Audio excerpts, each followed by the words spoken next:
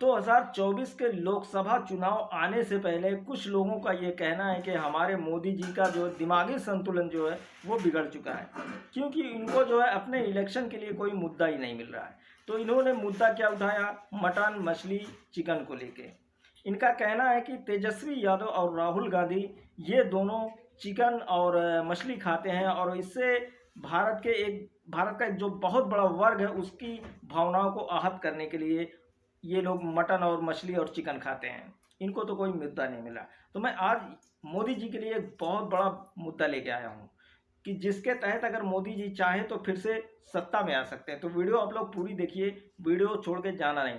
और वीडियो अगर आप लोग पूरी देख लेंगे तो आप लोग को समझ में आ जाएगा, आप लोगों को ये सोचने पे मजबूर हो जाएगी कि हाँ वाकई में मोदी जी ने इतना अच्छा काम किया हमारे देश में कि जो कोई भी प्राइम मिनिस्टर इतना अच्छा काम तो कर ही नहीं सकता।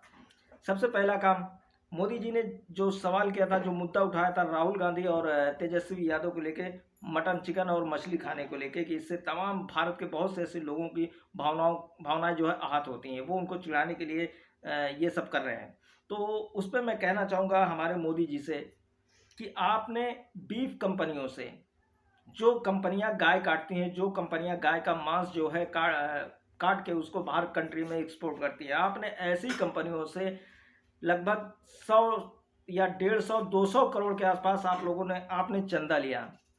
अब सोच के देखिए कि सबसे ज़्यादा किसने हमारे हिंदुस्तान के जो आधे से ज़्यादा लोग हैं, जो सबसे बड़ा वर्ग है, उनकी भावनाओं को सबसे ज़्यादा आहत करने का काम किसने किया? राहुल गांधी ने किया है, या फिर तेजस्वी यादव ने किया है, या फिर हमारे मोदी जी ने किया है? क्योंकि मोदी जी ने जो चंदा लिया है बीफ कंपनियों से, वो कंपनियां अपनी जेब से पैसे तो नहीं दे रही हैं, वो कंपनियां इसी तरीके से पैसे दे रही हैं कि वो गाय काटती हैं और गाय का मांस जो है एक्सपोर्ट करती है।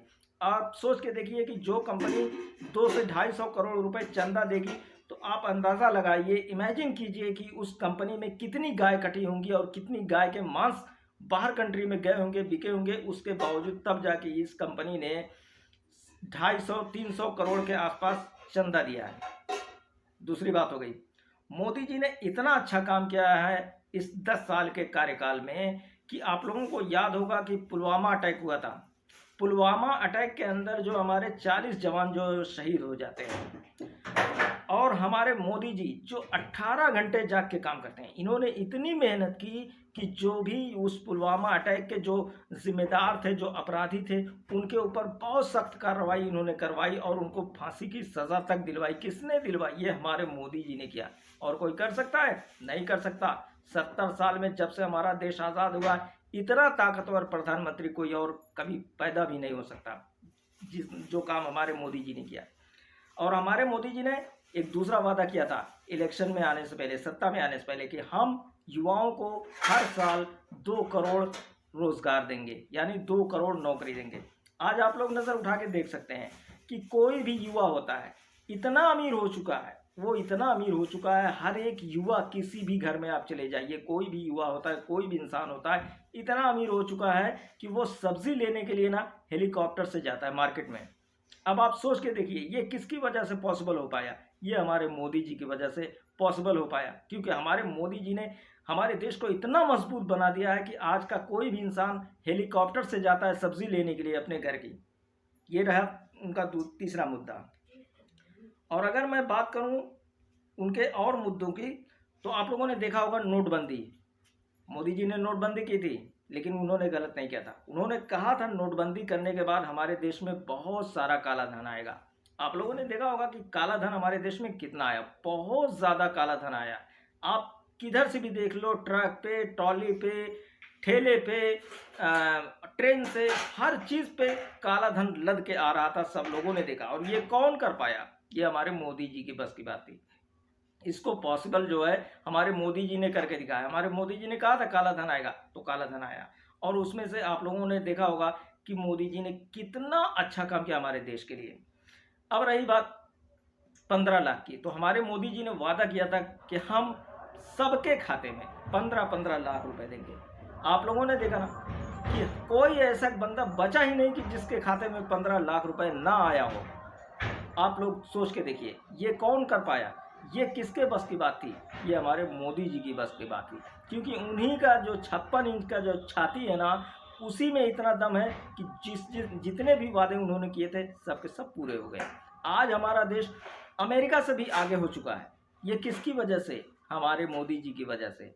और कोई कर सकता है? बिल्कुल नहीं कर सकता दोस्तों। सिर्फ और सिर्फ अगर कोई कर सकता है तो हमारे मोदी जी कर सकते हैं। आप लोगों ने देखा होगा किसानों के लिए मोदी जी ने एक बिल लेके आया था।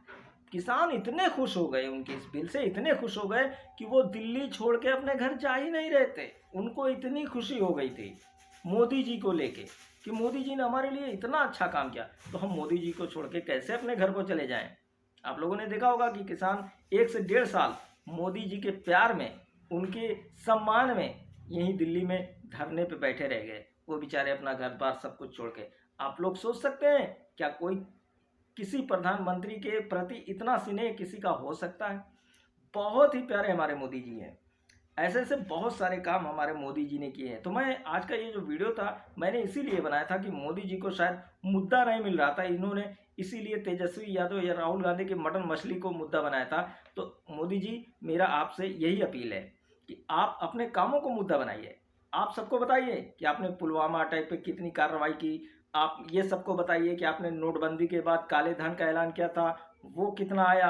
आप सबको ये बताइए कि आपने 2 करोड़ हर साल 2 करोड़ रोजगार देने का वादा किया था, आपने कितने लोगों को रोजगार दिया, आप ये बताइए, इसका मुद्दा उठाइए। और इस तरीके से आपने बहुत सारे जो वादे किए थे उनके तहत आप इलेक्शन कीजिए और उनके इसी बात को लेकर आप मुद्दा बनाइए।